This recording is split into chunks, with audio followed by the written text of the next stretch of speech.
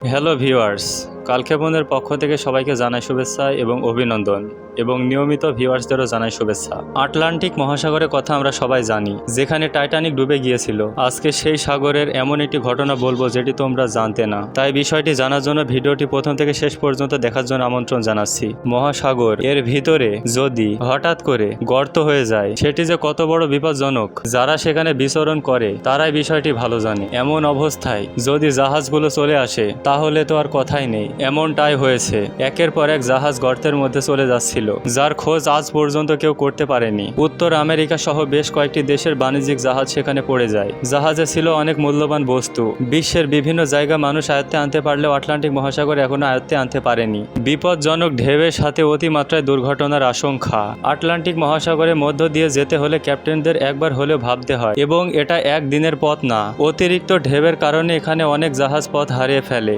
এবং এখানে কোনো ছোটখাটো জাহাজ চলে না। এখানে বিশ্বের নামি দামি জাহাজগুলো বিচরণ করে এবং যেই জাহাজগুলো এই গর্তে পড়ে গিয়েছিল সেগুলো সবগুলো হাই কোয়ালিটির জাহাজ ছিল। এইগুলোর খোঁজ আজও মেলেনি। টাইটানিকের মতো বিশাল একটি জাহাজ যেখানে ডুবে যেতে পারে, এইগুলো সেখানে সহজ একটি বিষয়। প্রতিনিয়ত এখানে মানুষের প্রাণ হারায়। এইখানে যেই জাহাজগুলো ডুবে সেইগুলো সবগুলোই বাণিজ্যিক জাহাজ, তাই ক্ষতিগুলোও অনেক বেশি হয়ে থাকে।